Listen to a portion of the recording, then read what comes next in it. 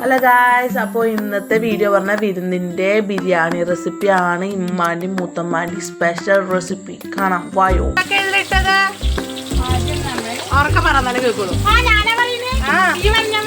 ആദ്യം നമ്മൾ ഇത് സ്പൈസസ് ഇട്ട് പൊട്ടിച്ചു ഗായ്സ്. സൺഫ്ലവർ ഓയിൽ വെച്ചിട്ടാട്ടോ പൊട്ടിച്ച് പറയാൻ പറഞ്ഞു.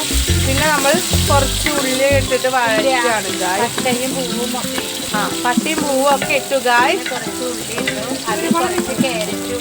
കുറച്ച് ഉള്ളിയും കുറച്ച് ക്യാരറ്റും ഇട്ടിട്ടാണ് ഗായ്സ് നമ്മൾ ഇങ്ങനെ വഴറ്റുന്നത്. ഇവിടെ ഫുള്ള് പുകട്ടുന്നു ഗായ്സ്. ഇനി നമ്മൾ ഇതിലോട്ട് ഇഞ്ചി, വെളുത്തുള്ളി, പച്ചമുളകൊക്കെ ഇട്ടാണ് ഗായ്സ്. ഇംഗ്ലീഷിൽ പറയാനാണ് മൂത്തമ്മ പറയുന്നത്.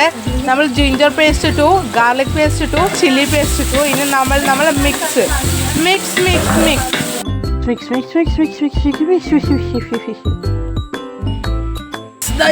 ഞാൻ സഹായിക്കുന്നൊക്കെ ഉണ്ട് ഗായ്സ്. ഇതാ എൻഡിം വകയാണ്. ഇത് ഓലക്കൊടിയൊക്കെ ഇട്ട് കൊടുത്തു. ഞാൻ സഹായിക്കുന്നു. അയ്യോ പുക. അതാ ഗായ്സ്, നമ്മൾ എന്നിട്ട് ഇതിലോട്ട് കുറച്ച് അളവിന് വെള്ളം ഒഴിച്ചു. ഒരു കുടുക്ക 2 കുടുക്കിയും പിന്നെ 2 വലിയ കപ്പും വെള്ളമാണ് ഒഴിച്ചത്. അപ്പോൾ ഒരു പാത്രത്തിന് 2 പാത്രം വെള്ളം എന്നീ കണക്കിലാണ്, എന്നീ റേഷ്യോയിലാണ് നമ്മൾ വെള്ളം ഒഴിക്കേണ്ടത്. ഉപ്പിട്ട് ഗായ്സ്. കല്ലുപ്പാണ് ഗായ്സ് എന്നും നമ്മൾ ബിരിയാണി ഉണ്ടാക്കുമ്പോൾ ഇടേണ്ടത്.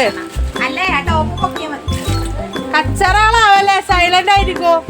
വീഡിയോസിൽ നിങ്ങളുടെ കച്ചറ വാർത്താനൊക്കെ കേൾക്കും.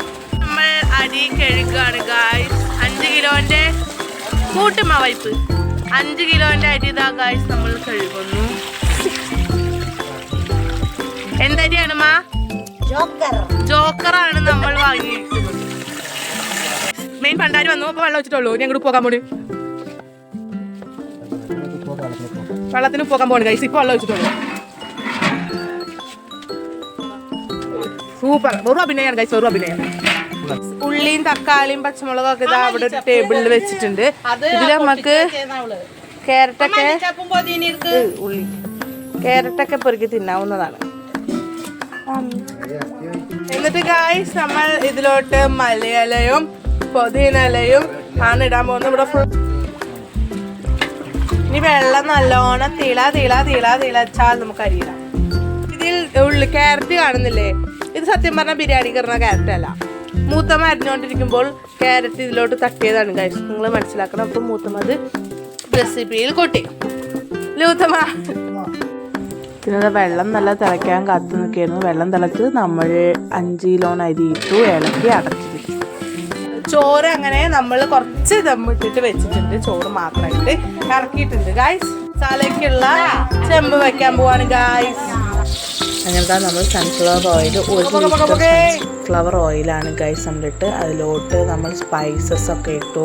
പൊട്ടിച്ചതിന് ശേഷം നമ്മൾ ഉള്ളി ഇട്ട് വഴറ്റുകയാണ് ഗൈസ്. ഉള്ളി നല്ലപോലെ വഴയണം. ഇങ്ങനെ വഴറ്റി വഴയണം. എന്നിട്ട് ഞാൻ തക്കാളി അരിഞ്ഞു. തക്കാളി ബിരിയാണിക്കുള്ള എല്ലാ തക്കാളിയും ഞാനാണ് അരിഞ്ഞു ഗൈസ്. ഞാൻ പണിയൊക്കെ എടുക്കും. ഞാൻ നല്ല കുട്ടിയാണ് ഗൈസ്. നല്ല ഒരു മോളാണ് ഞാൻ.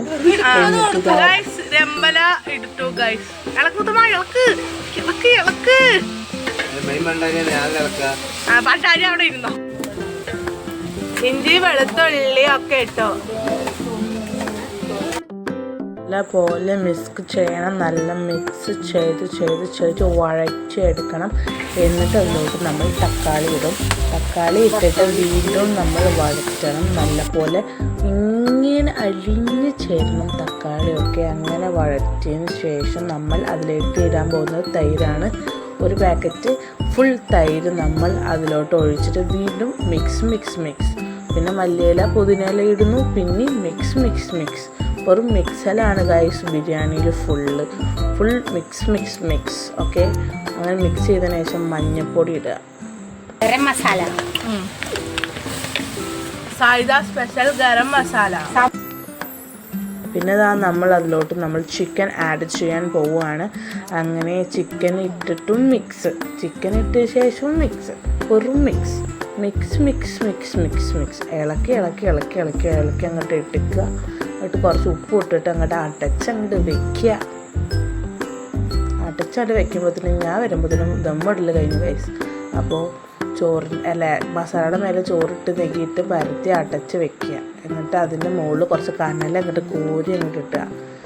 കോരി ഇട്ടതിന് ശേഷം അങ്ങോട്ട് തുറക്കുക.